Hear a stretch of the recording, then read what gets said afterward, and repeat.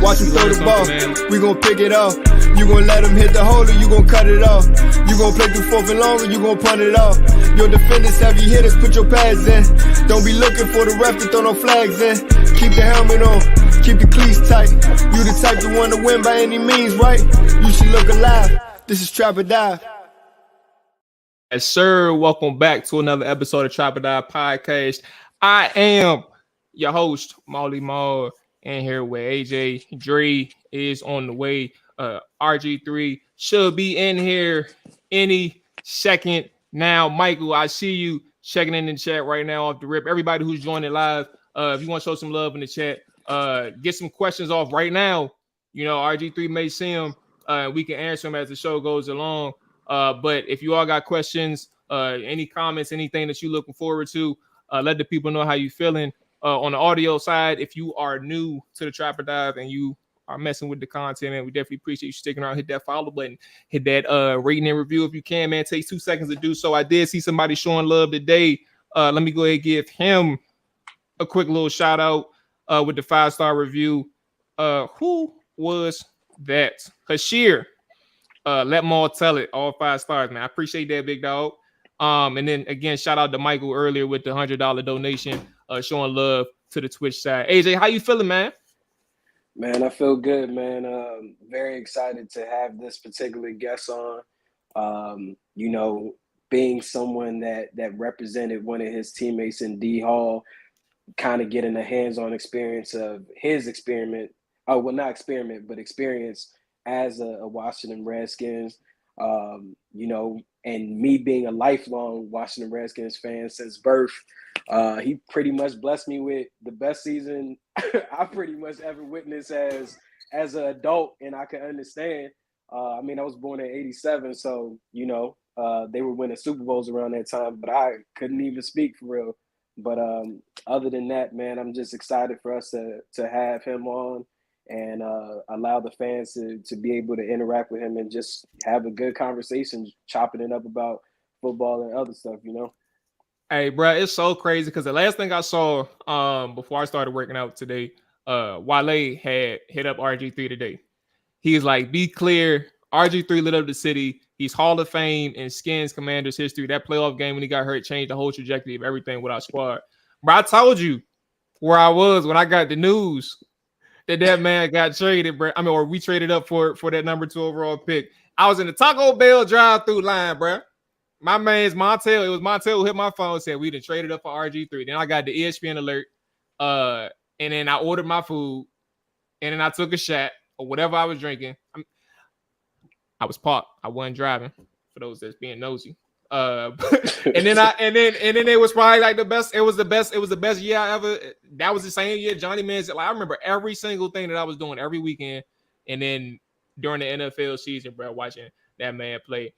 So let's go ahead and kind of transition before we bring RG3 on. Let's get everybody on the YouTube side, man. If you haven't done so, hit that like button, hit that subscribe button. We definitely appreciate you. Rio, I see you. DMV, I saw you as well. We're gonna make sure we get. We have seen some of those comparisons. AJ was thinking about that as well. Jeez, I see you. Ronaldo, appreciate you checking in. Yeah, hit that like button, hit that subscribe button. Share it if you don't mind. But in the meantime, let's go ahead and get the special guest, man. As Wale said it, Hall of Famer in Skins Commanders history. RG3 on board. Rob, man, appreciate you joining us, big dog. I know you just said you got done with the workout, man. You got the guns out. Hey, you know man. what I'm saying? Gotta stay ready, right? Gotta stay ready. Yeah, man. You know what I'm saying? You staying ready, bro. Getting the hoop sessions in. You know what I'm saying? Yamming man. On somebody. Drop a little. What'd you say? Drop a little 30. I drop a quick 30 at the Final Four celebrity basketball game. You know what I'm saying? A quick 30. You know what I'm saying? Had to do it on them a little bit. Look, that's talent, man. Hey, so look, when are you dunking, bro? Like you yamming on people for real, or you like you a shooter? I can yam on people, but you know when you're in these situations, you just got to show off the full arsenal. You know what I mean? So I'm out there shooting threes, you know, blowing by people. I will say this though, T.O. played in the game, and he was on the other team. Yeah. This man is like 50 years old, bro. He scored 43 points. 43. Wow. 43. Did he pass the ball? He lost. Now he lost, but he scored 43. I'm like, all right, T.O., you need to go sit down somewhere. He's doing too many abs for me. But it was fun. It was a good experience. I'm honored to be on here with you guys, though. You guys have been doing a great job. I've been seeing the guests y'all been getting on, man. So I'm just trying to help you guys out anywhere I possibly can. Let's talk some ball. Absolutely, appreciate man. That's definitely appreciated, bro. I want to kind of start with your, like, at this point, like, of your career, like, your career hasn't stopped, like, and none whatsoever. Like, I understand, like, especially with media these days, yep. When you can find a way to have your voice open enough or large enough to where you can speak on football, the game that you love, when you can do a podcast and cover the sport that you love, as well as cover whatever topics that comes to your table, your career is never over. And for Washington fans, we've known you since 2012. We've been able to follow your career even before that, especially when you were in college. So we know of you for such a long time. And from your career, you've had superstar moments where you were your rookie season in 2012, but also as Baylor, your Heisman campaign, and even to the point where I'm not familiar with Texas football, but I know Don speaks about you to a high level, to where he has so much praise for you, understanding the things that you did in high school football, and also like your time in Baltimore. You were behind Lamar Jackson, but mentoring him in a way, and also had some critical moments where you step in and play ball, and obviously your time in Cleveland as well. You have a vast amount of experience, RG, and to the point of where you're covering college football on game days now. Where from those moments to where you were playing and starting, to the moments where you were mentoring, to the moments and now you're covering on Saturday and even covering on Monday Night Football, what have you been able to uncover the special traits, the special ideas of what makes a number one quarterback, a franchise quarterback, in your opinion? Yeah, Mo, I mean, you hit it all there. First I want to say, shout out to whatever Redskins Commander fans are tuning in. To be quite honest, I always feel like if it wasn't for you guys, I wouldn't be doing what I'm doing right now at all. All the experiences, good, bad, up, down, being a starter, being at the top of the NFL, then being out of the NFL in 2017, coming back, mentoring Lamar Jackson, all the things that you mentioned. So in my own experience, it's a couple things that make a guy a franchise quarterback. One, it's the belief that the organization has in that guy. Okay. Two, it's the ability. If I lined up the top 15 quarterbacks in this draft class right now, All of them can throw a 15-yard out. All of them can throw a go ball. They might have varying levels of how they release the ball. They might have varying levels of, their arm talent, arm dexterity, being able to throw from different platforms, all that different stuff. But for the most part, they can all drop back, take a 3-step drop, and throw a timing out route. It's about their in-game decision-making, the intangibles that really make you a franchise QB, and the what the team is willing to invest in you, okay? I want you guys to think about Joe Burrow.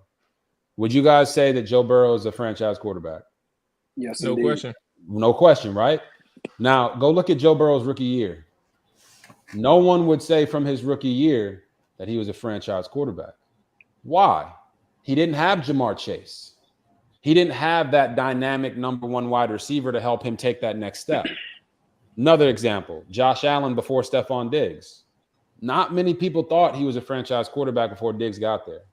But once Diggs got there, he allowed him to show who he truly was. So I think there's a general misconception that it's just about talent. I don't believe that. I don't think it's just about talent. I think it's about the support that the organization gives a guy, because all these guys are super talented.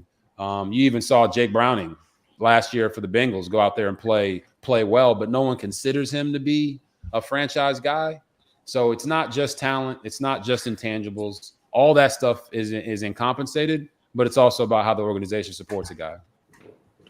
So I guess with that being said, it's so many questions really could ask you because of the vast experiences. You're really one of a kind. There's very few people that have been able to be a part of the illustrious group of winning a Heisman and also a number 2 overall pick and getting drafted to a market such as Washington. Yep. I mean, it was essentially 2012. It was Barack Obama and RG3. No joke. I mean, it sounds funny, but you know the vibes. You couldn't go nowhere in the city without security, for real. Right.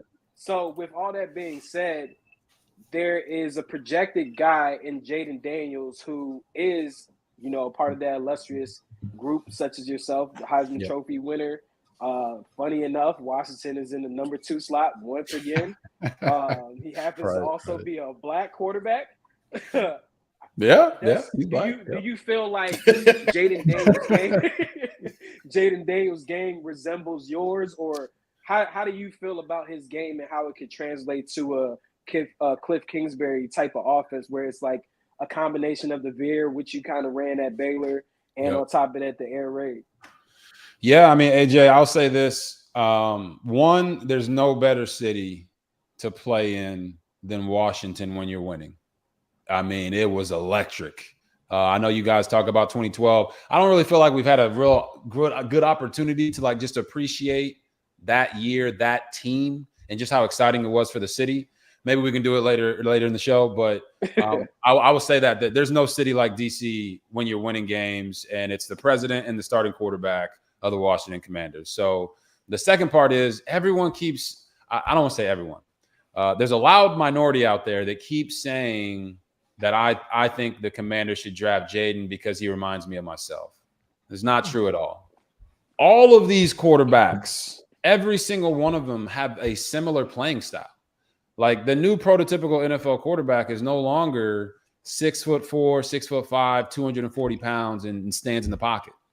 Like go watch Drake May play. I called one of his games this past year. He's an athletic quarterback who can throw the ball deep, has really good arm talent, and he's lean and slender. Same with Jayden Daniels. Same with Michael Penix Jr. Caleb Williams is a little shorter, but he's got the same type of play style with that creativity. So when you ask me that, it's like every single one of these QBs reminds me of myself and Steve Young and Russell Wilson and Colin Kaepernick and all these guys that really paved the way all the way back to like Randall Cunningham and those guys. That's the new prototypical NFL quarterback. So it's not even about the play style other than the fact that he's black. That's about the only really comparison. You know what I'm saying? Like, and we just going to keep it a buck here, right? Yeah. But when you ask me specifically about Jayden, why do I think that the Commanders should draft Jayden? It's very simple. The debate, I feel like, is between him and Drake May, Now I do hear some creepings of JJ McCarthy a little bit, just so y'all know. But the comparison is him and Drake May. Drake May's 2 years younger, but what Jayden Daniels is right now is what you hope Drake May will be. And that to me is the kicker. They're both tall, both 6'4". Jayden's maybe 10 pounds lighter, but they're both tall, slender guys who can grow into their frame. They play a similar style of football. Jayden's just better at it. He's a more dynamic runner. He pushes the ball down the field more effectively. It's just that Drake's 2 years younger. So here's what I would say to people. If you're drafting because you want to sit the guy, draft Drake May. If you're drafting him because you want him to play right now, this year, draft Jayden Daniels, 100%. But just to throw there quick. Go ahead. We got a few. we in the thick of it. Let's go. A comment came out of Adam Peters' conference today where he was essentially saying, like, we don't have time to wait for someone to get ready in 3 years. So yeah, I'm with you. But here's my thing though. Here's my thing to add on to it. My thing, I don't understand the thinking. Like RG, you said it point blank period. If you want somebody that you can sit, go for Drake, right? If you want Jayden and you believe that Jayden is where they hope Drake to be, you go for Jayden. But my thing is, even still, like if you have more faith in one person, like you're sitting at number 2, Caleb presumably going number 1. But if you have more faith in one person, like, I mean, y'all know where I'm at, Dre and AJ. You know what I'm saying? Give me Jayden, bro. But I gotta be fair to Drake May. If they're thinking they love what Drake may be in a couple years, why should that stop them? Or why should that prevent them from going Drake? Like, get your guy, because sure, there's no guarantee, but at the same time, like get your guy now and let him play. Like, he's either going to be it or he's not. I'm with you, Mark. Can I add that just for our here? I mean, if you're drafting Jayden Daniels to win now, how much better are you expecting to be right now with Jayden Daniels? Like, I mean, is it, like, let's say you do have Drake May with the higher ceiling. Do you sacrifice that ceiling or that potential for that ceiling just for maybe 1 or 2 more wins in, year one? Is it about, like, what's more important to the franchise? Is it year 1 or is those years 2 and 3? Correct. So I'm gonna listen. I'm 34, right? So I've had a lot of experiences in my professional life, but there's a guy out there by the name of Bill Belichick who's got way more experience than I do, and he just recently said that when they drafted in New England, they weren't drafting for year 1. They were drafting for what that guy was going to look like in year 2 or 3. Okay, so that's from a head coach's perspective, a guy who was the head coach and GM, won 6 Super Bowls. So I lean into that, and I'm like, all right, in my opinion, Mual, it don't matter. It matters what they think. I can promise you this: every coach that I've had the honor to play under has said something like this to me at some point in my tenure with them. When you're a head coach, you can do what you want to do. When you get your own team, you can do whatever the heck you want to do. So if they believe in Drake May, draft Drake May, period. Don't worry about the mock drafts. Don't worry about what I said or what anyone else said. If they believe in a guy, take that guy. It could be Jayden Daniels. It could be Drake May. It could be JJ McCarthy. And I don't want to leave out the other guys either, okay? Because Bo Nix and Michael Penix Jr. can ball too. All right. Well, Rob, let's say you're the guy, Rob. Let's say you're the guy. If I'm the guy. Yeah. If this is your team. If this is your team. My team. Yeah. I am taking the guy that I believe can maximize Scary Terry, Jahan Dotson, Zach Ertz, Austin Eckler, who's not getting any younger, Brian Robinson Jr. And because I have questions on the offensive line and I'm going to have to bring in guys, I'm going to have to maybe make a trade up to go get a guy like Olu Fashanu from Penn State. I'm going to have to make some moves there in the 2nd and 3rd round with all those picks to secure that offensive line. Well, guess what? How many rookie offensive linemen do you guys know that just come in and immediately dominate? They're going to need a QB who got a little wiggle to him. I'm going with Jayden Daniels because I know for a fact he's going to give me the best opportunity to make big explosive plays in both the pass and the run game, but he's also going to mask a lot of the issues that we have on the protection side. I'm not saying that you want him to run all the time. I'm just saying that he's the most dynamic at it in this draft, and he does it in such an effective way. I didn't watch Jayden Daniels run 50 freaking zone reads. You know what I mean? He was scrambling when the play wasn't there. 1, 2, 3, 4. Oh, time to go. And he was dynamic at it. I called 3 of his games this year. It was the craziest thing I've ever seen. You know, people say, "Oh, he reminds you of something." I'm like, no, I thought Jayden Daniels was better than I was. He was incredible.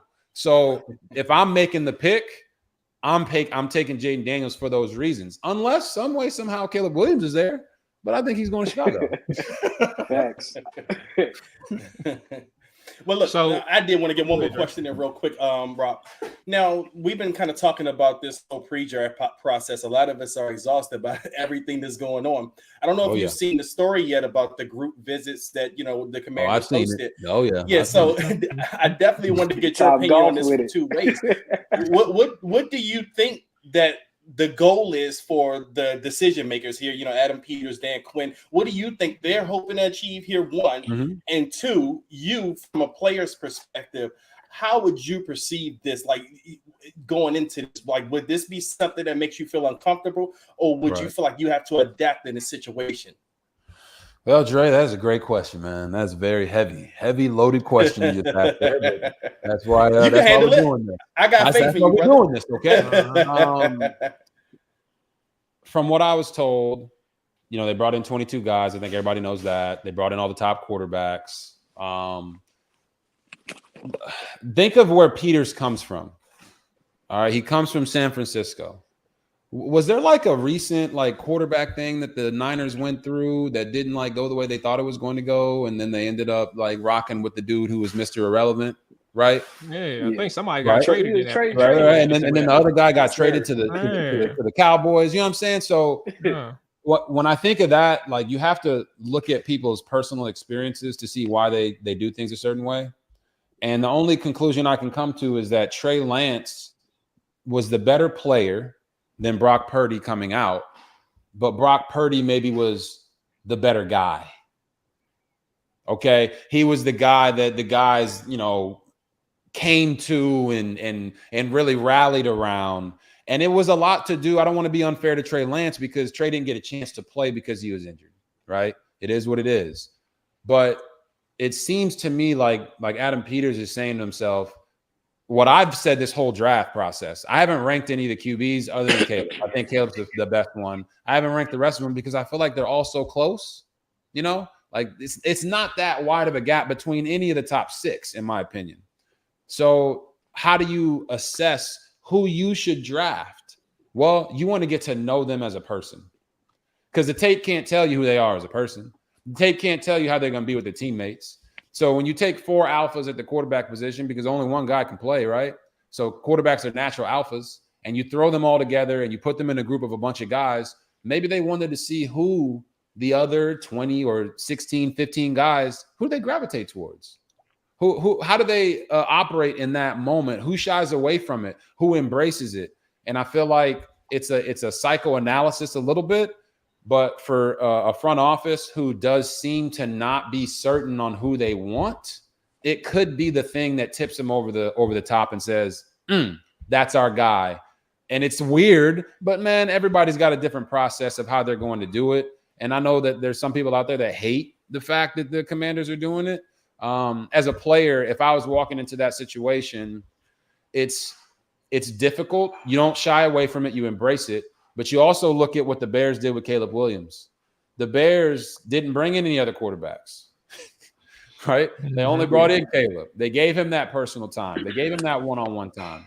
Well, if none of these QBs got that one-on-one time with the Commanders, they might feel like maybe they don't really want me. Maybe the Commanders are using it as leverage to get someone to come up to number 2 and take a guy that they want. Even though I saw Peter said today it'd take a lot for him to move on from that number 2 pick. So as a player, it's like at the combine. They don't tell you, but when you go there, they wake you up at 4 a.m. one of the days, so you have to do a urine test. And then you're up the rest of the day from 4 all the way to 7 p.m. where you run a 40 late at night. But everybody thinks, you just show up. You just show up and you run real fast, jump real high, and do a broad jump. Nah, they be running you through the grinder. So this is all part of the process. As a player, you just embrace it, unless you have leverage like Caleb Williams did and he didn't do anything, or Marvin Harrison Jr. They have leverage in those situations, so they decided not to do anything. But unfortunately, the other quarterbacks have to play the game. So in your draft process, when did you feel like definitively in your mind and also with your family and your agent, I'm definitely going to Washington? Was it the actual day when they called your name? Was it weeks before, or was it when this massive trade took place with the St. Louis Rams at the time? Yeah. So I've told this story before, but it's probably been a minute. It was like, I don't know, when did the trade go down? Like a couple weeks before the draft? I think Mual he was at the Taco Bell. So Taco Bell. Being a glutton. Yeah, it was a couple weeks before the draft. What date and time did it happen, Mual? Look, man, I just know it's like I just know it's at 10 o'clock at night, bro. You know what I'm saying? Random day, bro. So let me just put it this way: the day before the trade went down, I'm at dinner with my quarterback coach, by a guy by the name of Terry Shea. Over 20 years of experience coaching the NFL, OC for the Kansas City Chiefs. And he had me play this card game. And there was 3 cards. He said, pick one. I picked one. Boom. Turn it over. It's a Chris Cooley, rookie card. Okay. So I'm like, all right. He's like, that's the team you're playing for. I'm like, this man tripping. You know where Washington is in the draft? At this point, I'm thinking I'm going to Cleveland, because Cleveland had the most draft capital. Everyone expected them to move up to 2 and select me. Next day, boom, Washington makes a trade at 2. I reach out to my agent. I'm like, is that for me? Am I going to Washington? This would be great. And he told me, he's like, nothing's for sure, but that's what it seems like is going to happen. So I didn't know that I was going to go to Washington, but I had a strong inclination. No one really told me that I was going, but I had been working on the side with some people that was set up by the Shanahans to work with. So did I know? Kind of. I kind of knew, but it was still a surreal moment for me. Maybe not as surreal as most guys, because they don't know at all. I kind of had a feeling that I was going to Washington, but it was still just an incredible experience for me. And then I got there and I didn't realize that we don't even play in DC, which they need to change. We flew into Dulles, and I'm like, why are we in Virginia? Shouldn't we be in Chocolate City? Nah, fam. You practice in Ashburn and you play in Landover, Maryland. I'm like, all right. Okay, so we really not the Washington? It's the DMV. So we the DMV Redskins. Oh, I got you. All right, let's roll then. Hey, two things actually. At what point, at what point did you really get a grasp of Washington DC, what Washington DC was? But then secondly, I asked Ben St. Just this, AJ, but did you ever go to a go-go, bro? While you was out here? You ever spend time I did. Spend time to see if something like that, bro. I did. I had to stay away from the nightlife. Okay. Now Rob, we did get you to come to Rose Bar one night. That is true. Oh, you went to Rose Bar. That is true. I did. Was John Wall there?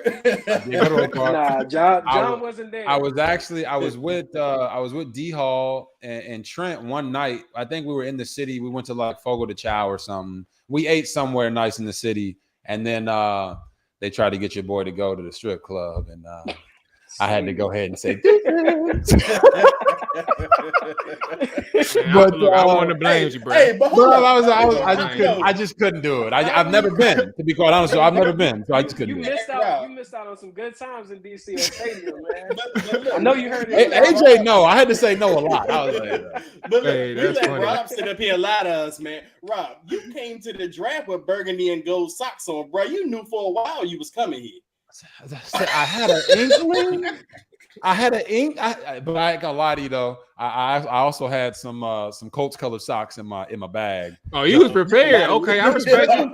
Just in case, I'd have slipped them out real quick. You know what I'm saying? But I knew I had not been told definitively, but I was very excited to be able to go to come to DC and Really, I didn't know much about the team before I got there, but I got a crash course quick. So, Maul, to answer your question, I didn't really get a good grasp of what DC was until, like, we had the playoff, not the playoff game, but the basically play-in game, right? I think the NBA stole this idea from us in the NFL when we had the Cowboys the last week of the season, and to like experience that the way it was, you win and you go to the playoffs, you lose and you go home.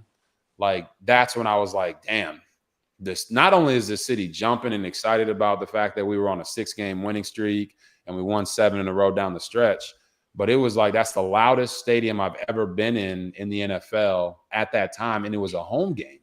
You know what I'm saying? So that's when I was like, this is different. We went to a basketball game and Barack Obama was there and he like called me up to his suite. I'm like, we're in a different echelon now of things that are going on. The city was popping. It was amazing, and the injury just kind of dampened the whole rest of that process. Obviously, the rest of my career there in Washington, but like I said, we just didn't get a great opportunity to just really enjoy that season because of some of the drama after the injury that happened. But you see what I was saying? 2012. It was Barack Obama, RG3. You was getting called up to the presidential suite, like literally. AJ said that. I did not say that, but it was crazy, man. It was. I'm not gonna lie. It was wild. It was wild. You still talk to Alf in any capacity? Like y'all still check in from time to time? Yes, we do. Y'all too, man. I don't remember exactly what y'all said, but there was a moment after that Cowboys game where y'all were talking either on the field or on the sideline or something like that. That man then put up 200 against Dallas, man, and y'all boys got the playoff clincher. What did Alf mean to Washington, or I guess that season? But he was there for a few more years, obviously. But what did Alf mean? Just because he came out the blue for a lot of us, like he came at Florida Atlantic as a fullback. And then shot on the scene as a running back, killing it, 1,600 or 1,500 yards, bro. Yeah, man. Alf was he was a running back's running back. You know what I mean? Not flashy, super strong. Maybe he had that baseball swing, touchdown celebration. Somebody using it today. I forgot who it was, but somebody using it. Man, like Alfred Morris is the most underappreciated Redskin of all time. Wow. And I feel bad for him, not because his life is great. Like Alfred's doing great, him and his family. I think he owns a landscaping business now, and he's just like living life, out of the spotlight, enjoying his time. But he didn't get the due that he deserved as far as money wise. Right, he didn't get re-upped on his contract, and then he ended up playing for the Cowboys, which I know some people are upset about, probably. But he killed Washington every fucking time, bro. It's crazy. But it's like Alfred Morris was. Everyone will say, hey, rookie of the year. We had some great players, right? Santana Moss. I feel like every other catch he had was a touchdown. We had Roy Helu Jr. in front of him. We had Evan Royster in front of him, And Alf only started because those guys got hurt. But the coaches, they'll say, oh, we knew all along he was going to be that guy. Like, stop lying. You didn't think a fullback from FAU was going to come in and run for 1,600 yards, okay? Or whatever it was, 1,400 or 1,500 yards. You didn't think that. But it happened. And you could see it through the preseason. Like I remember, I can't remember what game it was, but it was one of either our second or third preseason game. We played the Chicago Bears. And, Bears – Brian Urlacher, Lance Briggs, Charles Tillman. You know what I'm saying? And he ran over Lance Briggs. And you could, on the sideline, I handed it off to him, so I saw it. But on the sideline, you could just see everybody's eyes like, damn. We knew at that point, that's our starting running back. This man just ran over Lance Briggs. So I really got a lot of love for Alfred. We worked out together. He was my training partner in the weight room. And I just wish he could have been a Redskin or a Commander for life because he meant that much to our team. He meant that much to me. I hope if he sees this, I hope he sees it and understands just how much he means to me and my history and my memory of my time in Washington. I think for for a lot of people, I see people in the chat too talking about you bringing back some memories. Roy Halou, Pierre Garçon was something that popped up. Who else did I he see got a in job here? offer. Maul, he got a job offer. Rob, you may not know this, but some of the people in here are saying they want you to come on the broadcasting team for the local. They say it's a new era. They would love to have you be one of the team broadcasters. Look at RG. Who, me? Look at, hey, opportunity, baby. Lighten up. No, he would be great at that, though. Seriously. D Hall did it for like 1 year, I think, and he moved on. But Rob would be great for something like that, man. Nah, man, listen, I got a lot of love for the city, and like they're turning us down. Like like, listen, my life was changed forever the day I got drafted to Washington. And like I told you guys at the beginning, Dre, I don't think you were on yet, but without the fans in DC, I wouldn't be where I'm at right now. So if I can come back in any capacity, whether it be with the team or in the broadcast capacity, I'm all for it, man. Like there's so much love. I got with the new era, new regime. It's all new beginnings. You know, I got a lot of faith in Josh Harris and Adam Peters and what Dan Quinn is going to bring to the table. And it's no bad vibes for me. You know, y'all know I had the book that I was going to put out, and I canceled that because I felt like it wasn't the right time. And it may never get published, but I canceled that because I didn't want that to be the focus during that time. So now we're here in a new era. I want to do everything I possibly can to shine a positive light on what these guys are doing and what the team is doing. Because I don't ever want to be what I felt like the media was when I was there. You know what I'm saying? Like it's a new era. You got to give Josh Harris and Adam Peters and Dan Quinn an opportunity to actually make it a new era and not do the same things that tear down the team or have all the hoopla going around the team. Because then it should be how do you say this? A self-fulfilling prophecy. You know what I'm saying? So I'm all about it. I think it'd be a lot of fun. I think if the fans are calling for it, man, I'm all about it. I love what you go ahead, AJ. I got you. Oh no, I was just gonna ask. So with all that being said and you having your firsthand experience, how can this new regime with ownership, head coach, GM, how can they build out the right opportunity for whoever they decide to take next Thursday, probably around 8:25 p.m. Eastern time with the number 2 pick? How can they put them in the best situation, not just on the field, but off the field as far as community, locker room, so-and-so? Because, I mean, we all know some of the rumors that they try to put behind you and stuff, but those that were around the teammates that you have, such as the DYs, the Niles Paul, DY, and so on, like we kind of understood who you were, but the media, you know, they kind of ran with their story. How does Josh Harris, Dan Quinn, Adam Peters make sure to take care of that young quarterback who's now going to be thrust into the position of being the franchise quarterback, the face of Washington, D.C. sports in a sense, and the Washington Redskins / Commanders? Yeah. No, I mean, you put it the right way. You know, AJ, we go way back. You know, the guys that know me, my teammates that know me, know that the whatever rumors were out there weren't true. It's not like I've learned from any mistakes that I made throughout my entire life, especially there in Washington, being 34. But this what you see is who I am. It's what my teammates saw. And like you got to keep it a buck and understand that for players, when players come in, a player's lifespan is not as long as a coach's. Okay. So because of that, the relationships that media have, and I'm seeing this on my side now, right? Because I'm in the media. The relationship that the media has with those coaches is to protect those coaches. So in DC, there's this negativity, you know, like I don't know if you guys feel it, but there's a lean to the negative it's something actively people are trying to correct. And you know what I'm saying? Exactly. And we got to correct it. And AJ, that's the point. The organization can do everything they can to correct that by doing two things. One, create an identity for the team.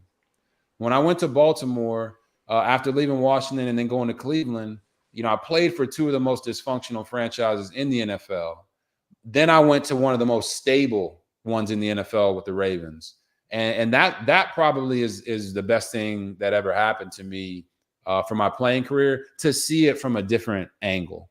I walk in the building, it's the team all over the building. You walk in the weight room, it's play like a Raven all over the weight room. And they create this sense of identity that you not only know what's expected of you, but that you can draw on that when you're on the field. So for Washington, I think that Dan Quinn has to be the one that creates that identity, and he has to be empowered by Adam Peters and also Josh Harris to make that who the Washington Commanders are. I think that's the first step. The second step is John Harbaugh was the best pro coach I had because he always had his players back. You can't tell me a time when John Harbaugh has gone to the podium and trashed a player. Why is that important? Because in the meetings, he would trash everybody in the meetings, okay? Because he's trying to get the best out of us. But when he steps in front of that camera and he's a representative of the Baltimore Ravens, it's us versus them. So he never attacks us. He always defends. And obviously I didn't play very much when I was in Baltimore, but I got to see that firsthand. If Lamar had a bad game or he made a bad read, and like me, you, and Timbuktu know he shouldn't have made that throw, Harbaugh would never say anything about it. He wouldn't gloss over it. He would just defend Lamar Jackson. And he would say what needed to be said to defend his players. So I feel like in that regard, the organization has to get rid of the rats, get rid of the weasels, and make sure that no one's leaking any information out. And that's what I've been most impressed by from this whole quarterback search is no one really knows. No one really knows what's going on. And honestly, that's a great thing, because that means that nobody is letting their lips go loose. Because as they say, loose lips sink ships. Sink ships. Right now, the organization seems to be going in the right direction because that's not happening. So support the players. They are supporting them on the field. The signings that they made. I mean, we got Bobby Wagner. We got Bobby Wagner on the Washington Commanders. You know what I'm saying? Like, that's leadership right there. Super Bowl champion.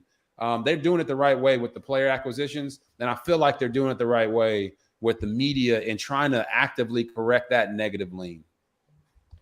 Hey, but your colleague Adam Schefter did come on Trap or Dive last week and told us directly to go buy our Jayden Daniels jersey. He even said, "Send me one." So somebody know a little something. No, Rob told us to buy JJ McCarthy jerseys. That's what he said. I didn't tell you to do anything. What I will say is, I'm gonna be a great teammate. Okay. Adam Schefter is the best in the business when it comes to NFL insiders. And if he tells you to buy a Jayden Daniels jersey, you probably should buy that. But I will say that I've seen him on some other podcasts say it's not 100% certain, right? And I think that's because even the great Adam Schefter doesn't know. And that's okay. That is okay. And I think that's great for the Commanders that they're even keeping it away from probably the most powerful insider in the entire industry. But at some point he will know. But I think that you guys should also buy Jayden Daniels jerseys.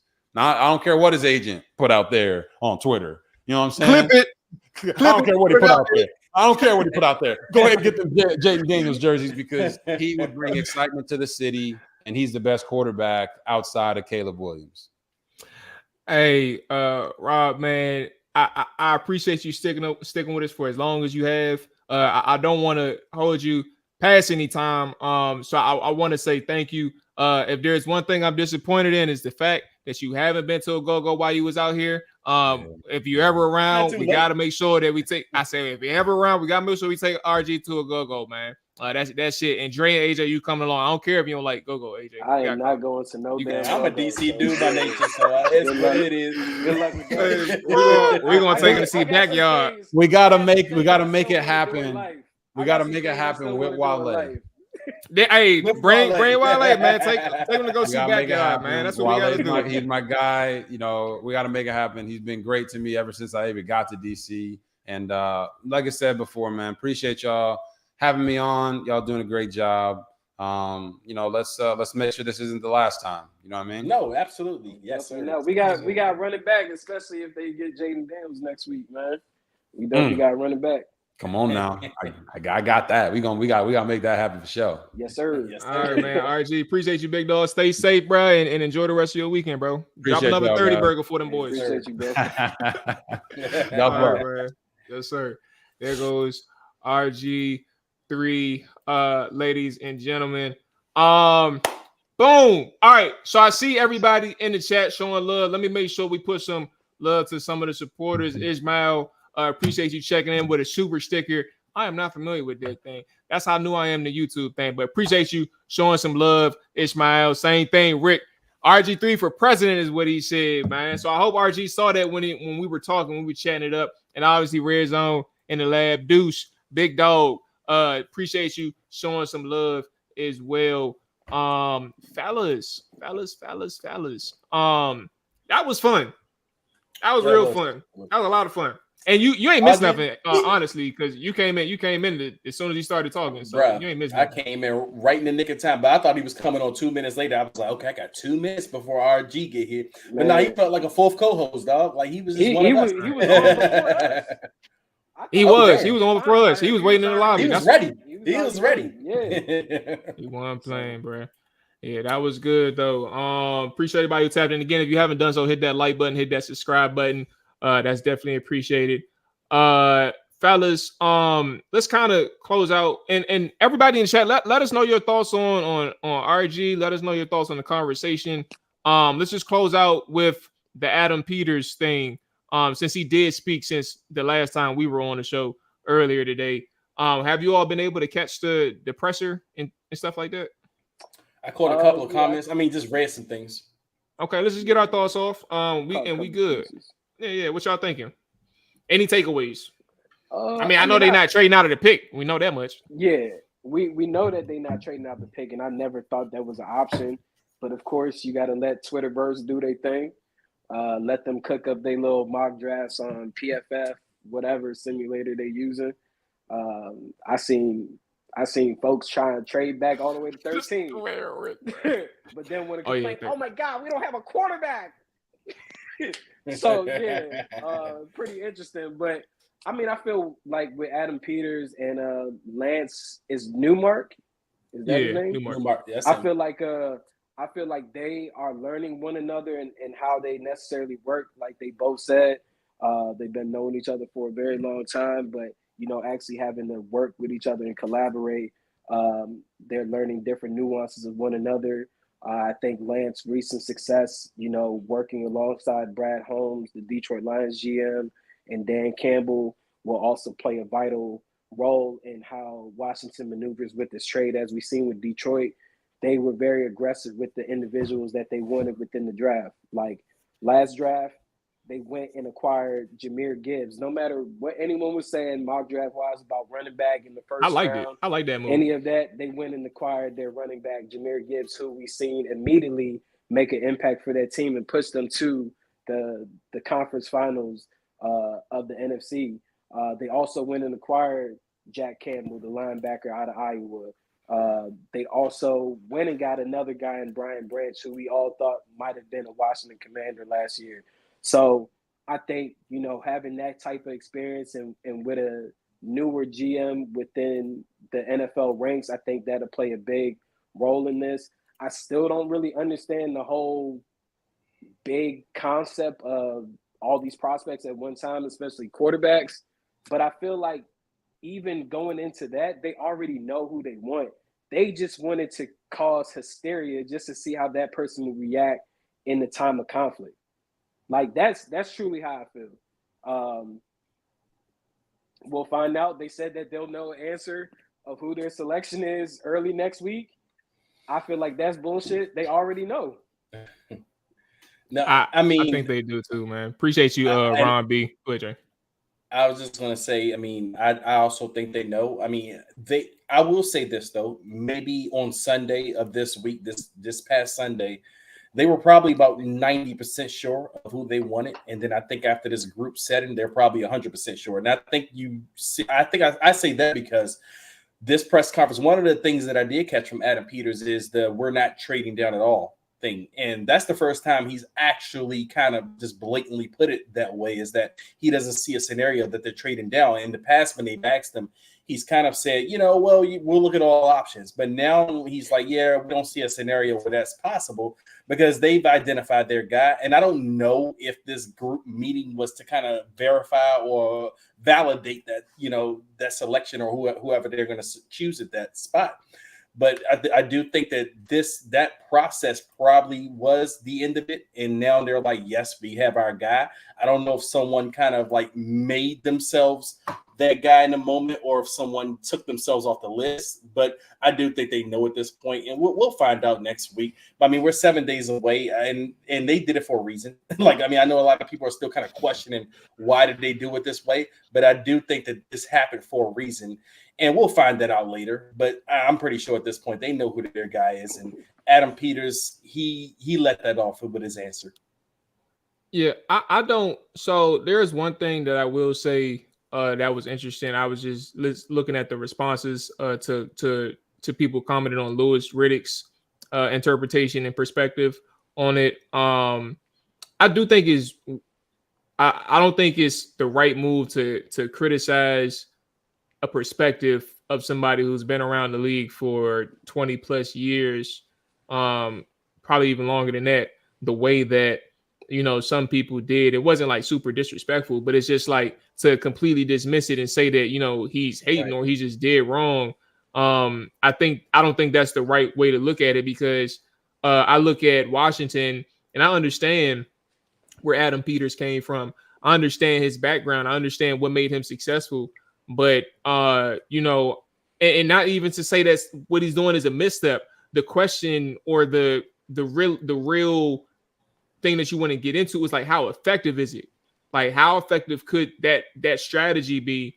Whether or not it's extremely effective or not, like, that's not for me to decide. Like, it'll be determined when the time comes around, right? And what made somebody stand out to them.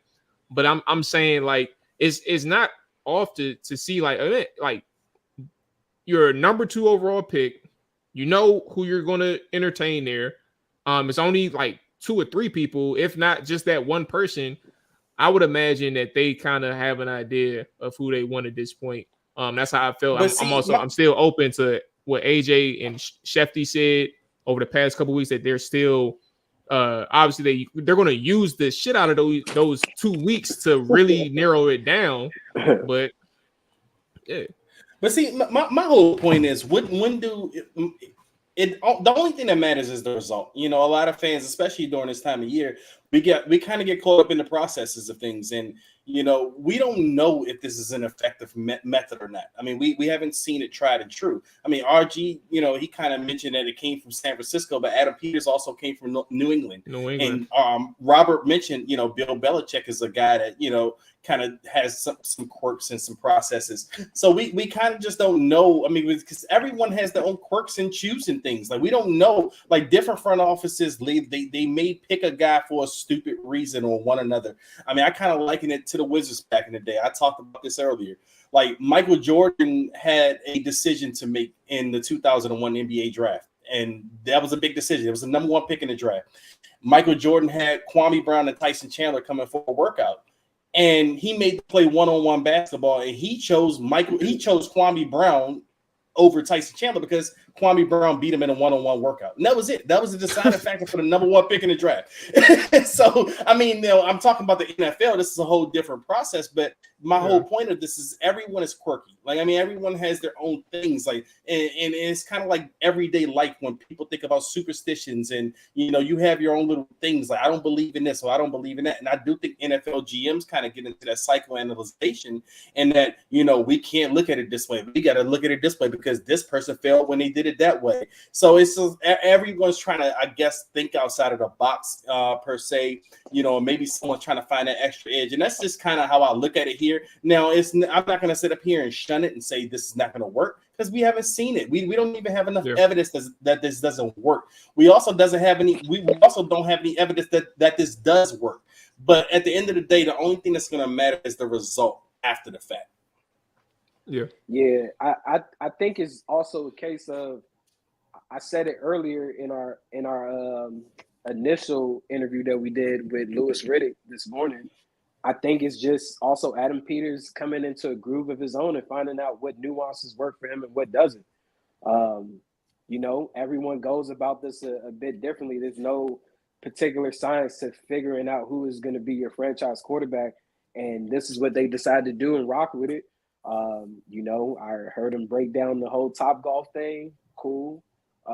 You're trying to get competitive nature and see how those individuals interact with one another, but deep down inside, I think that they know who their guy is just based off of the combine visits, the Zoom calls with multiple prospects, the pro days, having dinner with those guys, so on and what have you. It's just this is the step that they're deciding to take, and hopefully come Thursday it ain't Drake May. I don't care if y'all get mad. If it's look, AJ gonna be the biggest hater in the world, dog. He gonna make this fan base. I'm gonna go ahead and get this now. Appreciate all the new viewers. Appreciate all the supporters. If you found your new podcast that you really enjoy, we appreciate y'all sticking around. I'm gonna let you know 110% what you get on this show is pure transparency and authenticity, and what that means for us is that we're gonna keep it real no matter what. Even if some people dig their heels and some shit, like a AJ when it comes to quarterbacks. He ain't never let up on Taylor Heineke. He ain't never let up on Sam Howell. He ain't gonna let up on Drake May. Josh Allen. You said who? Yeah, Josh Allen. Carson Wentz. I'm gonna tell you this right now: if Drake May get drafted, it's gonna be a 2v1 every single show, good or bad. He might have to see me at Topgolf. Hey, I drive out there. Hey, but what happened if you lose, bro? Either we gonna play Topgolf or we can go to the go-kart joint across the street. We gonna have to do something. So what happened if you lose? He gonna smoke you and go. He gonna smoke you. If I lose, I'll come on Trap or Dive and I'll praise him every week. Even if he I like throws that 4 interceptions again, I'll be like, "Hey, Drake May is the greatest quarterback of all time, man." Hey, now AJ gonna love it if it's a game after he throw 4 picks and they lose though. That's the moment he gonna love. That's bragging rights, baby. I can't wait to see it. Hey, can y'all hurry up, get to the studio, man? I'm trying to start the show, man. I got something to say. Hey, let's do it, bro. We gotta go live right now. Hey, man, that's funny, bro. Okay, cool. What's up? But man? I was just gonna say, man, on a serious note, we appreciate everybody that's been supporting us. The last week has been a bit crazy, but these have always been our plans and our intentions with the show. Utilizing our relationships and cultivating the type of content that y'all want to see, interactions and conversations. We done been on damn Pat McAfee show, ESPN twice this week. Yeah, that was cool. Other platforms have taken the content and gave us proper due, and some haven't. But either way, man, I'm proud to be doing the show with Dre and the Junkies. Fuck them. Go ahead, clip that. I ain't clipping that, bro. Leave it what it is, brother. Man, on your 10. Man, I'm happy to be doing the show with Mual and Dre, man. Play some Bamas though. We pretty much started the show not knowing each other at all, and we've grown this thing out to be what it is, and having these authentic conversations and interactions and friendship with one another. And we just ask that y'all continue to support us. And like I said, clip that. Fuck the Junkies. Hey, bro, the fact that he just doubled down on some real, I give him 2 seconds. Because that was the first time they did it. Yeah, that's not the first time they did it, bro. And the first time that they did it, they told me that it was one person specifically. I'm not naming anybody. They said, yeah, it's not going to happen again. I got you from now on. So to hear it, like just in passing, like I went in, I'm just like, I ain't got nothing to listen to right now. Let me just play some radio. Kim, the little app got the little subject topic. So I'm like, all right, let me listen to some Commanders content. Boom. Nah. There we go. But you ain't give us no credit, Brad. What's up? But yeah, nah, that shit is 100%. intentional. But no, shout out to Kim Parkhurst. She said JP brought us up. No, JP's our guy. JP's good dude, man. JP's been on our show a few times, man. I've been knowing JP a couple of years. He always gonna show respect. We always show love to JP. So JP always got love around here, man. Yeah, I'm about to say people were genuine. People were genuine, bro. I rock with people at 106.7, man. Yeah. Like one of the main guys that runs the program, Chris Kennard. That's my guy. I've been doing great business with him for years. All those things. But when it comes to the junkies, I don't listen to their show. Don't even wake up early in the morning to even listen to that bullshit. And I won't. But it's fuck them. So yeah, if y'all want to keep taking content from here to build out your segments for your show, clip that and build a segment around this. Hey man, I ain't got nothing to refute, bro. It is what it is. But look though, we will as we move forward, we'll keep trying to get these guests. Appreciate everybody, like I said, who's been around. And if you found yourself a new show, I hope you stick around. I hope you appreciate the content moving forward. All 32 side of the Trap or Die podcast with Rick, Nick, and Rye. That is always on Fridays, but we're going to let RG3 and Louis Riddick episodes breathe a little bit. So we're going to have all 32 out Sunday morning to start the new week. We'll figure out when we come back. Our whole schedule since Emory Hunt has been just everywhere, bro. So we're going to figure out when we come back. Maybe shoot for Monday. I know we had a schedule. I think, Dre, you were good for Monday, so we'll figure it out. But everybody in the chat, man, appreciate y'all who stuck with us to this point. Y'all stay safe, man. Enjoy y'all weekends. Enjoy your Friday, bro. The weekend, I mean, it may be a off day for some of y'all. I gotta go into work. Me too, bro. Me too, brother. Oh. Yes, yeah, I know. All right, that's it, man. AJ, we stick a lattes at Starbucks and Nova tomorrow. Yeah, I know, AJ. All right, man. We out of here, bro. Y'all stay safe. Everybody, appreciate y'all watching. We up out of here, man. Peace. Yes, sir.